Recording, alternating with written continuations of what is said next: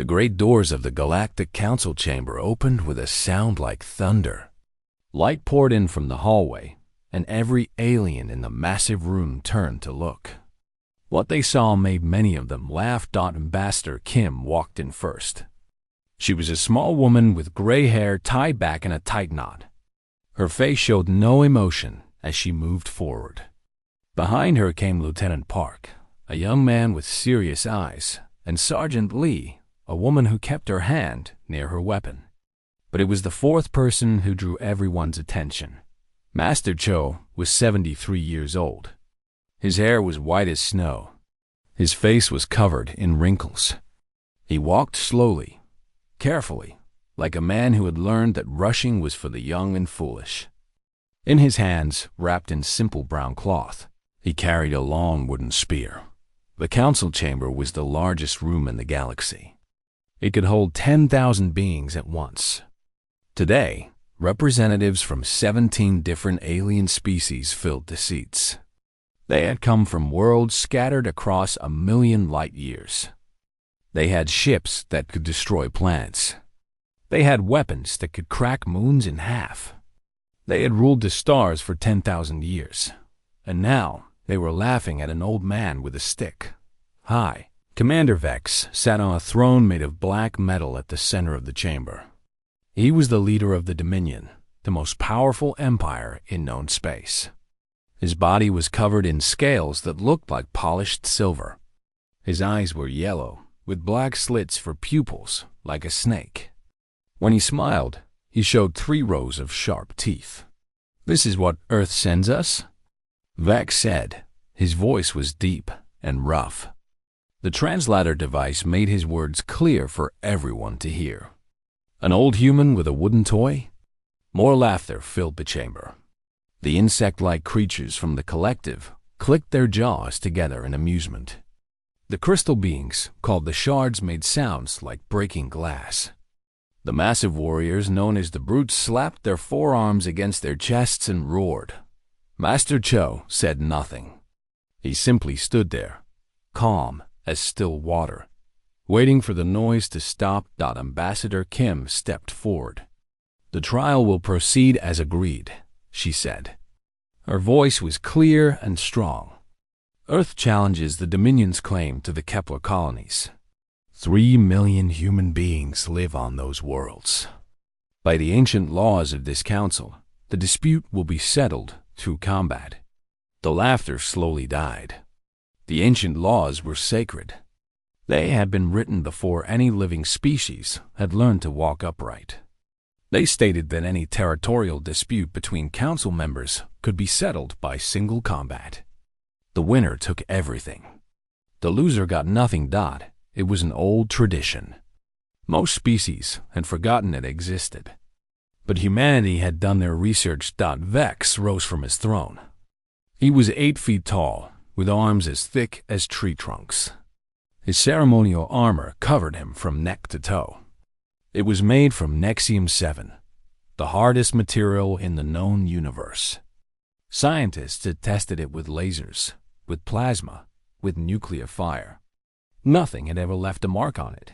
"You invoke the ancient laws?" Vex asked. He sounded almost pleased. "You wish to fight me? One-on-one? Your champion against theirs?" "Yes," Ambassador Kim said. "And this old man is your champion?" "Yes." Vex looked at Master Cho for a long moment. The old human looked back at him without fear. There was something in his eyes that Vex did not understand. It looked almost like pity. "I have killed 47 opponents in ritual combat," Vex said. "Warriors from a dozen worlds. Beings with 4 arms, with poison claws, with skin harder than stone. None of them survived longer than 30 seconds against me." He stepped closer to Master Cho, towering over him. "And you bring me this? A grandfather with a piece of wood?" Master Cho finally moved. Slowly, carefully, he unwrapped the cloth from his spear. The weapon was simple and beautiful. The shaft was made from dark oak wood, polished smooth by generations of hands. The tip was not metal, but hardened wood, shaped by fire until it was sharp as any blade and hard as stone. My family has carried this spear for 300 years, Master Cho said. His voice was quiet, but somehow it carried to every corner of the massive chamber. My grandfather carried it. His grandfather before him. It has tasted the blood of warriors in armor much like yours. Vex laughed again, but this time there was an edge to it. Armor like mine? There is no armor like mine. Naxium 7 cannot be cut. It cannot be broken. Your little stick would shatter against it like glass. Perhaps, Master Cho said. We will see. The council members began talking among themselves. This was unexpected. Humans were supposed to be weak, primitive, barely more than animals.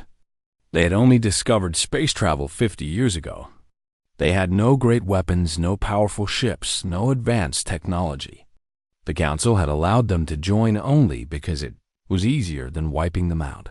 But now these humans were challenging the Dominion. It was madness. It was suicide. It was also very entertaining. The combat will take place tomorrow, the council's chief administrator announced. The arena will be prepared. All members are invited to witness. Ambassador Kim bowed slightly. We thank the council for this opportunity. Thank us? Vex sneered. You should curse us. Tomorrow, your champion will die. And after I kill him, I will take your colony worlds. I will enslave every human on them. I will teach your species what happens when primitives challenge their betters. Master Cho had already wrapped his spear again. He turned to leave, then paused. Without looking back, he spoke one last time. My teacher once told me something, he said. He said that the loudest thunder comes before the weakest rain. He said that the creature who roars the most is the one most afraid of silence. Now he turned, and his old eyes met Vex's yellow ones. I wonder, High Commander, why you feel the need to make so much noise. Then he walked away, leaving Vex standing there with his mouth open and his threat stuck in his throat. In the observation gallery above, a young shard turned to his companion. Did you see that? He asked. The old human was not afraid. He should be, his companion replied. Tomorrow he will die. Yes, the first shard agreed. But did you see his eyes? They were the eyes of a hunter, not prey. He shivered, and his crystal body made a sound like wind chimes. I wonder what humanity knows that we do not. It was a very good question. By tomorrow evening, the entire galaxy would learn the answer. The preparation room was cold and gray. Metal walls surrounded them on all sides. A single window looked out into the arena below, where workers were setting up the combat space. Lieutenant Park could not stop pacing. His boots made sharp sounds against the floor as he walked back and forth, back and forth. This is a mistake, he said for the 100th time. This is a terrible mistake. We need to call it off. We need to find another way. Sergeant Lee sat in the corner, cleaning her weapon even though she would not be allowed to use it. Her face was calm, but her eyes kept moving to the window where Master Cho sat alone in meditation. There is no other way, Ambassador Kim said. She stood by the door, her arms crossed, watching the old man. We tried negotiating. We tried trading. We tried begging. The Dominion wants our colonies. They want our people as slaves. This is the only option left. Then we should fight a real war, Park said. We have ships. We have soldiers. We have nuclear weapons. We have 12 colony ships with basic weapons, Lee said quietly. The Dominion has 300 warships with planet-killing cannons. A war would last about 4 hours. Then there would be no more humans anywhere in the galaxy. Park slammed his fist against the wall. So we bet everything on a 73-year-old man with a wooden spear.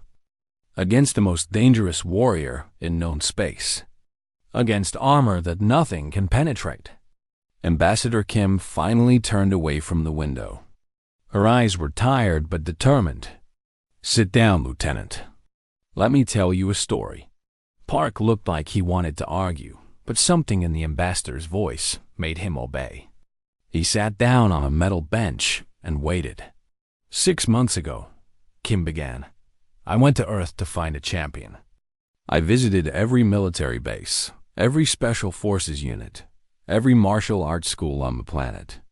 I watched thousands of warriors fight. Young men with muscles like steel. Women who could kill with their bare hands. Soldiers who had survived 100 battles. And you chose him? Park asked, pointing at the old man through the window. Why? Because on the first day I visited Master Cho's school, I saw something I could not explain. Kim sat down across from Park. Her voice became softer, like she was sharing a secret. He was teaching a class of young students.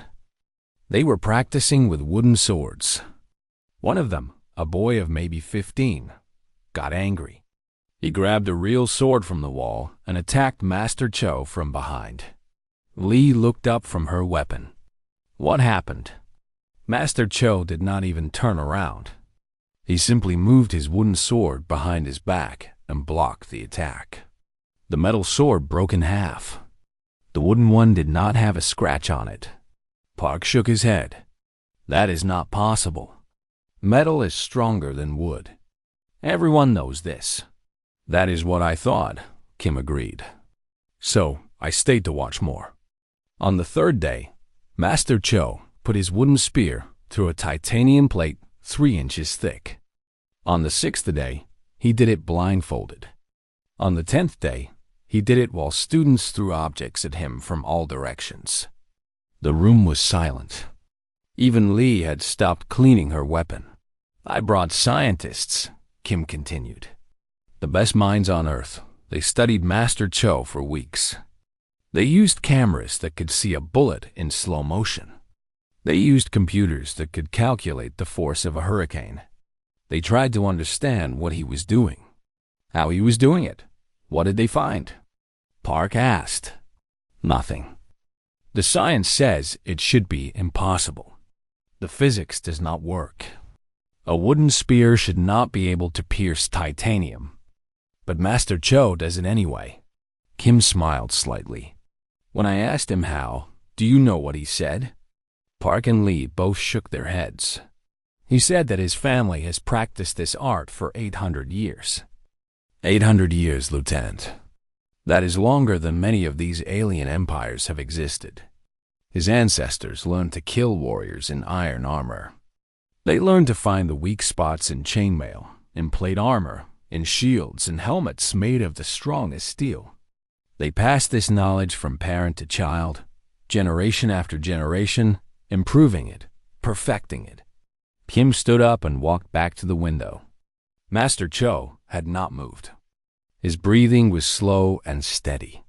His spear lay across his knees like a sleeping cat. The Dominion thinks they have created perfect armor, she said. They think Nexium 7 has no weakness. But Master Cho's family has been finding weaknesses in perfect armor for 8 centuries. They do not believe in impossible. They only believe in not yet. But Nexium 7 is not like anything on Earth, Park protested. It is alien technology. It is molecular bonded metal. How can techniques from ancient Earth work against it? Because we have been preparing, Kim replied. For 6 months while I was searching for a champion, our scientists were studying every piece of Nexium 7 they could find. They mapped every molecule. They found every tiny flaw, every microscopic gap where the plates connect. And they gave all that information to Master Cho. Lee stood up slowly. Understanding was beginning to show in her eyes. The joints, she said. The armor has to bend. There have to be joints at the elbows, the knees, the shoulders. Exactly. Kim nodded. The gaps are smaller than a human hair. Vex's engineers thought they were too small to matter. No blade could fit through them. No laser could target them. But Master Cho does not need a blade or a laser. He has something better. What? Park asked. 800 years of practice. Kim looked at the old man with something like awe in her eyes. 800 years of learning to find the gap, the weakness, the moment when the impossible becomes possible.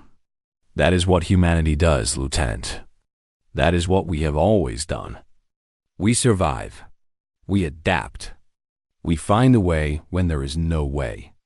Park was quiet for a long moment. Then he asked, but what if he fails? What if the armor is truly perfect? What if there is no gap? From behind them, a quiet voice answered. Master Cho had opened his eyes and was looking at them through the window. Somehow, he had heard every word.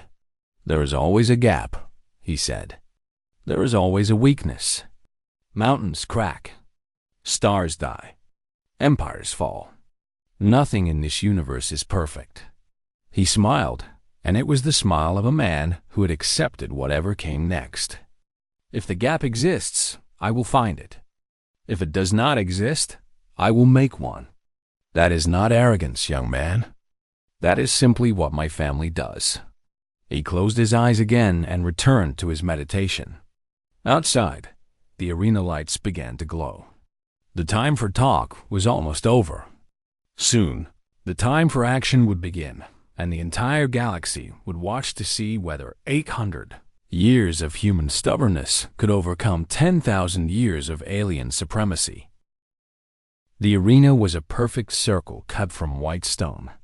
It was 200 feet across, surrounded by walls that rose 50 feet high. Above the walls, floating platforms held thousands of spectators. Above the platforms, cameras broadcast the event to every corner of the galaxy. Billions of beings on millions of worlds had stopped what they were doing to watch. This was the most important combat in 100 years. This was the moment when humanity would either earn respect or be forgotten. Master Cho walked through the eastern gate. He was barefoot.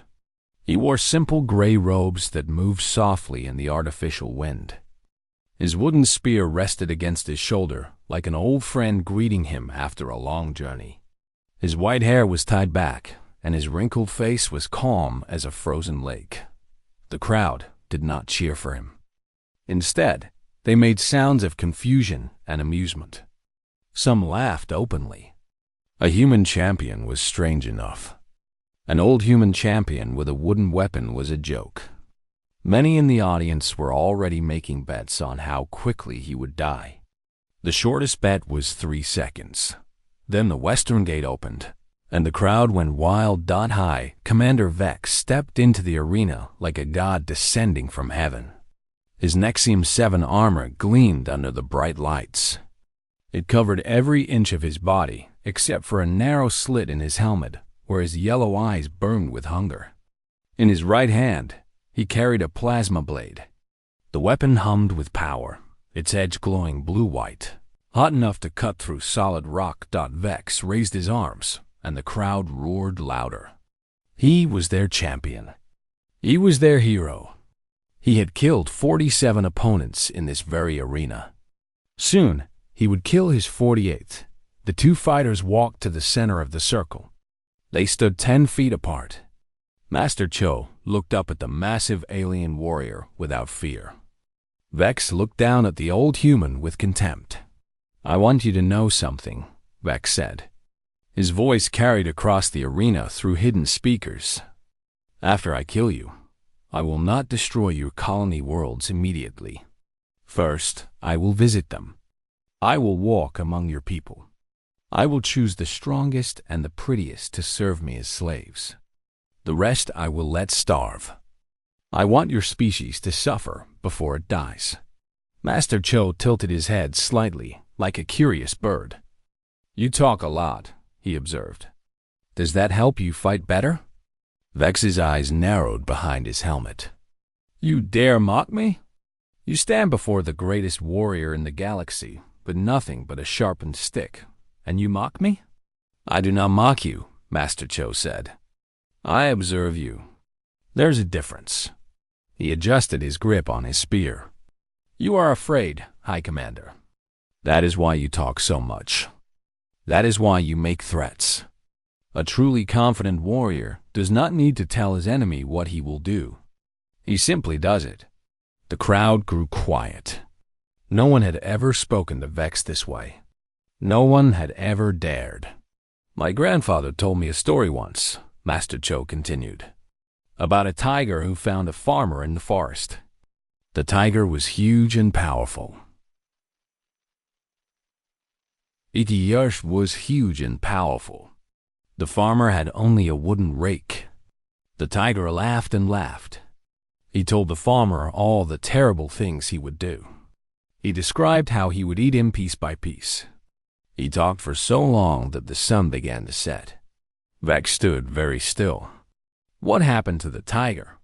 "He died," Master Cho said simply. While he was talking, the farmer was watching, learning, finding the weakness. When the tiger finally attacked, the farmer was ready. The rake went through the tiger's eye and into his brain. The tiger died confused because he could not understand how a simple farmer with a simple tool had defeated him. Master Cho raised his spear and pointed it at Vex. "You have been talking for a long time. High Commander, I have been watching. I have been learning. I have been finding your weakness." "I have no weakness," Vex growled. "My armor is perfect." "Nothing is perfect," Master Cho replied. "Nothing in this universe has ever been perfect. Your armor has joints. It has seams. It has tiny gaps where the molecules do not quite connect. You cannot see them. You cannot feel them. But I can. Impossible." That is what the tiger said. The arena's gong sounded. The fight had begun. Vex attacked instantly. He moved faster than anything his size had a right to move. His plasma blade cut through the air in a deadly arc aimed at Master Cho's neck. If it connected, it would take the old man's head clean off. But Master Cho was not there. The crowd gasped. One moment, the human had been standing in the path of the blade. The next moment, he was 3 feet to the left. He had not jumped. He had not ducked. He had simply shifted, like a shadow moving when the light changes. Vex spun and attacked again. And again. And again. Each strike was faster than the last. Each strike was powerful enough to cut through a battle tank. Each strike hit nothing but empty air. Master Cho moved like water, like smoke, like a thought that cannot be caught. He flowed around each attack without seeming to hurry. His feet barely touched the ground. His spear remained at his side, unthreatening, patient. "Stand still," Vex roared. His breath was coming faster now. His attacks were becoming wild, desperate. "Fight me, coward." "I am fighting you," Master Cho said calmly. He was not even breathing hard. "You are simply too slow to notice." He tapped his spear against Vex's back as the alien charged past him. It was a light touch, gentle as a whisper, but it landed exactly on the joint between 2 armor plates. Vex froze. He turned slowly, and for the first time, there was something other than confidence in his yellow eyes. There was fear. "That was the spot," Master Cho said quietly. "The gap I was looking for. It is about 1 millimeter wide. It runs along your spine, where your armor bends so you can twist and turn. Your engineers tried to make it strong, but nothing can be strong everywhere." He raised his spear, and the arena fell completely silent. "I am not going to kill you quickly, High Commander. I am going to give you a choice. Surrender now, release your claim to our colonies, and live. Or continue fighting and learn what 800 years of human determination can do to your perfect armor." Vex stared at him. The greatest warrior in the galaxy stared at an old man with a wooden spear, and he did not know what to do. The choice would determine the fate of humanity. Vex made his choice. With a roar that shook the arena walls, He raised his plasma blade and charged at Master Cho with all the speed and power his massive body could produce. He would not surrender to a human. He would not show fear in front of the entire galaxy. He would kill this old man and prove that the Dominion was still the greatest power in known space. Master Cho did not move. He stood perfectly still as the 8-foot alien warrior rushed toward him. His eyes were half closed. His breathing was slow and steady. The wooden spear in his hand seemed to glow in the arena lights. Vex swung his plasma blade in a horizontal arc that would cut Master Cho in half at the waist. The blade moved so fast it left a trail of light in the air. It was impossible to dodge. It was impossible to block. It was the killing blow that had ended 47 lives before at the last possible moment. Master Cho stepped forward, not backward, not sideways. Forward into the attack, into the space where Vex did not expect him to be. The plasma blade passed behind him, missing his back by less than an inch. At the same time, his wooden spear came up in a motion that was too fast for the cameras to follow. There was a sound like a thunderclap.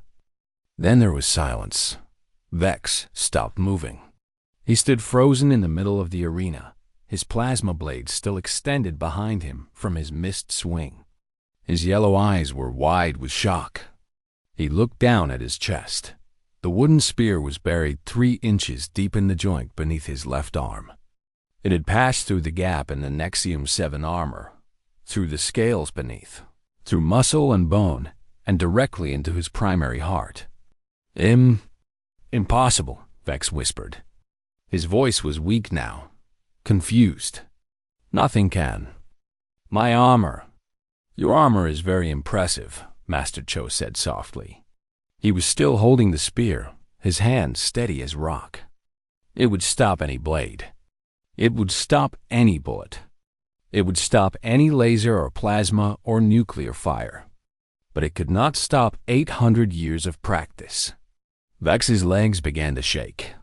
Blue blood was starting to leak from the gap where the spear entered his body.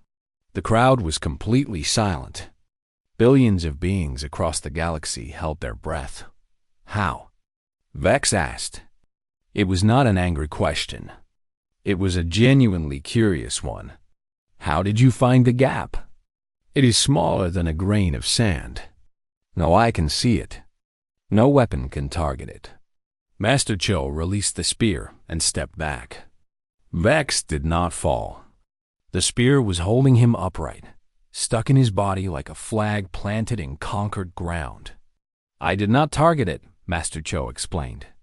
That would be impossible. You are right about that. Instead, I spent 6 months studying your armor. I learned every joint, every seam, every place where the molecular bonds are slightly weaker. Then I practiced. Hour after hour, day after day, week after week. I practiced until my body knew where to strike without my mind having to think about it. He walked slowly around the dying alien, his hands clasped behind his back like a teacher explaining a lesson. Your people have had advanced technology for 10,000 years. You solve problems with better machines, better weapons, better armor. When something was difficult, you invented something to make it easy. That is not wrong. It is a reasonable way to live. Master Cho stopped and looked up at Vex with something like sympathy in his old eyes. But humans did not have that option. We lived on a dangerous world with no advanced technology. We had to solve problems with our bodies, with our minds, with endless practice and stubborn determination. When something was impossible, we did not invent a machine to do it for us. We practiced until we could do it ourselves. Vex coughed, and blue blood sprayed from his mouth. His secondary heart was trying to keep him alive, but it was losing the battle. His body was shutting down, one organ at a time. You are dangerous, he said. Your species. You are more dangerous than we knew. Yes, Master Cho agreed. We are. We have always been. We just learned to hide it because we were surrounded by predators. But we never stopped being what we are: survivors, adapters, problem solvers. He reached out and pulled the spear from Vex's body with a single smooth motion. The alien warrior collapsed to the ground, his perfect armor clanging against the white stone. He was still alive, but barely. His eyes were losing their focus. "Tell them," Vex whispered. "Tell my people. Do not underestimate the humans. We made a mistake." "I will tell them," Master Cho promised. "Rest now, warrior. You fought well. You simply fought something you did not understand." Vex's eyes closed. His body went still. The greatest warrior of the Dominion was dead, killed by an old man with a wooden spear in front of billions of witnesses. For a long moment, no one made a sound. The arena was silent. The platforms were silent. Across the galaxy, billions of beings sat in shocked stillness, trying to understand what they had just seen. Then, slowly, a sound began. It started in the section where the human delegation sat. Ambassador Kim was on her feet, clapping her hands together. Lieutenant Park joined her. Then Sergeant Lee. Then the other humans who had come to watch. The sound spread. Other species began to clap or make whatever noise their bodies used to show approval. Not all of them. Many were still too shocked to move. But enough of them joined in that the sound grew and grew until it filled the arena like thunder. Master Cho stood alone in the center of the white circle, his wooden spear dripping blue blood, his gray robes moving in the wind. He did not smile. He did not celebrate. He simply bowed once to Vex's body, showing respect for a fallen enemy. Then he turned and walked out of the arena, leaving behind him a galaxy that would never look at humanity the same way again. In the observation gallery, the young shard from the day before turned to his companion. His crystal body was trembling. "I was wrong," he said. The old human was not a hunter. Then what was he? His companion asked. The shard thought about it for a long moment before answering. "He was a teacher," he finally said. "And we just learned a very important lesson." The Galactic Council chamber was different now. The laughter was gone. The mockery had disappeared. When the human delegation walked through the great doors, every alien in the massive room turned to watch them with new eyes. Ambassador Kim walked at the front, just as she had the day before. But this time, no one smiled at her. Lieutenant Park and Sergeant Lee followed close behind, their heads held high. And at the back of the group, Master Cho carried his wooden spear openly, the cloth wrapping gone forever. The spear had been cleaned. The blue blood of High Commander Vex was gone. But everyone in the room knew what that simple weapon had done. They could not stop staring at it. Kim stopped in the center of the chamber and looked around at the assembled representatives. 17 species, hundreds of delegates, the most powerful beings in the known galaxy. All of them were silent, waiting to hear what humanity would say. "The combat is complete," Kim announced. Her voice was clear and strong. "According to the ancient laws, Earth's claim to the Kepler colonies is now confirmed. The Dominion's challenge is rejected." No one argued. No one protested. The ancient laws were absolute. But Kim was not finished. "I know what you are all thinking," she continued. "You are thinking that this was a lucky accident. You are thinking that Master Cho found a weakness that no one else could find. You are thinking that if you ever fight humanity again, you will simply make better armor. Stronger armor. Armor without any gaps at all." She paused and let her words sink in. "You are wrong." Kim pulled out a small device from her pocket. She pressed a button, and a holographic image appeared in the air above her head. It showed a diagram of Nexium 7 armor, covered in hundreds of tiny red dots. "These are all the weaknesses we found in Dominion armor," she said. "Every gap, every seam, every molecular flaw. We did not discover one weakness. We discovered hundreds. Any one of them could be exploited by a trained human warrior. The crowd began to murmur. Kim pressed another button, and the image changed. Now it showed different types of armor from different species. Each one was covered in the same red dots. These are the weaknesses we found in collective exoskeletons. These are the flaws in shard crystal shields. These are the gaps in brute battlesuits. Kim looked around the room slowly, meeting the eyes of every representative. We have spent the last 50 years studying you, learning about you, finding every weakness that you did not know you had. The murmuring grew louder. Kim raised her hand for silence. We did not do this to threaten you. We did it to survive. When we first entered the galaxy, we knew we were weak. We knew we could not match your technology, your weapons, your ships. So we did what humans have always done. We adapted. We prepared. We found advantages that no one else was looking for. Master Cho stepped forward. His old face was calm, but his eyes were sharp as the tip of his spear. I am not the only one, he said quietly. There are thousands like me on Earth, men and women who have dedicated their lives to the ancient arts. We have masters who can shoot an arrow through a target 1 mile away. We have experts who can kill with a touch of their finger. We have warriors who can move so fast that cameras cannot see them. He looked at the empty throne where Vex had sat just 1 day ago. We did not share these skills with the galaxy because we did not want to be seen as a threat. We wanted peace. We wanted friendship.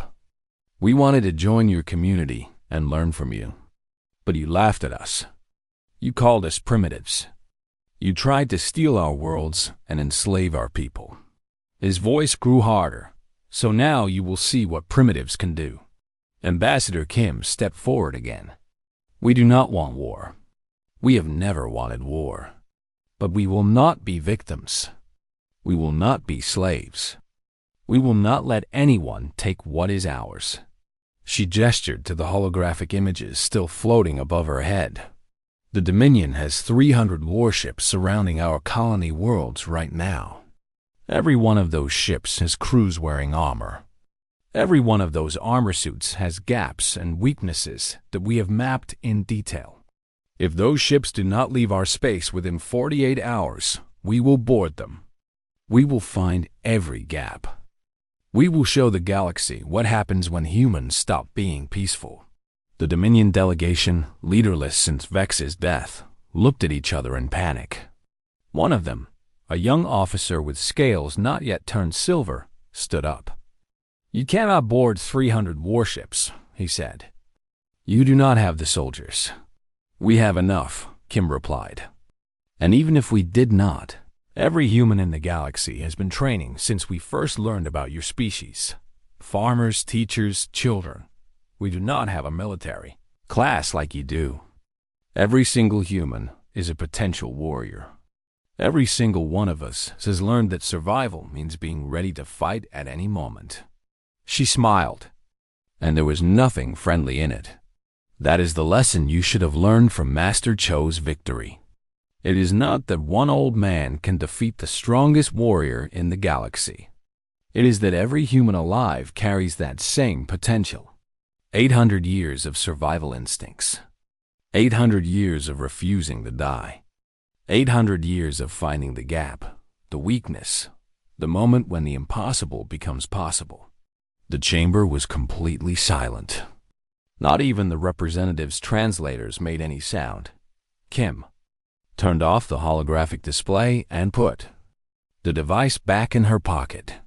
We propose a new relationship between humanity and the Galactic Council, not as primitives to be laughed at, not as enemies to be feared, but as partners to be respected. We have knowledge and skills that no other species has developed. We can share these things. We can teach you what we know. In return, you will treat us as equals. You will leave our worlds alone. You will never again make the mistake of thinking that simple means weak." She waited. The silence stretched on for what felt like hours. Finally, High Counselor Dex of the Collective rose from her seat. Her compound eyes glittered as she looked at the human delegation. "You asked for respect," she said. Her translator made her voice sound calm, but there was something underneath it. Something that might have been admiration. "You asked for partnership. These are not unreasonable requests." She glanced at the empty Dominion throne. Vex was arrogant. He believed that technology made us superior. He forgot that the universe does not care about technology. The universe only cares about survival. "And you humans?" She made a clicking sound that her translator could not interpret. "You humans seem to be very good at survival." She turned to address the other council members. "I vote to accept humanity's proposal, not because they have threatened us, but because any species that can do what we saw today deserves a seat at our table." One by one, the other representatives began to vote. Some voted yes quickly. Others took longer to decide. But in the end, the result was clear. Humanity was no longer a joke. Humanity was no longer a primitive species to be ignored and abused. Humanity had earned its place among the stars. As the delegation left the chamber, Master Cho paused at the doorway. He turned and looked back at the assembly one last time. "My grandfather told me another story," he said, "about a small plant that grew in the shadow of a mighty tree." The tree laughed at the plant. It said that the plant would never see the sun, never grow tall, never be anything important. Do you know what happened? No one answered. No one dared to. The plant's roots grew deep into the ground. They found water that the tree could not reach. They found nutrients that the tree did not know existed. Year after year, the plant grew stronger. And one day, a great storm came. The mighty tree, with its shallow roots, fell and died. But the small plant survived. Master Cho smiled. It was a gentle smile, the smile of a grandfather telling a bedtime story to his grandchildren. "We are that plant," he said. "We have always been that plant. And we have very, very deep roots." Then he walked out into the light of a galaxy that had finally learned to take humanity seriously. Behind him, 17 species began to recalculate everything. They thought they knew about the small blue planet called Earth and the stubborn, impossible, magnificent creatures who lived there. The equation had changed, and it would never change back.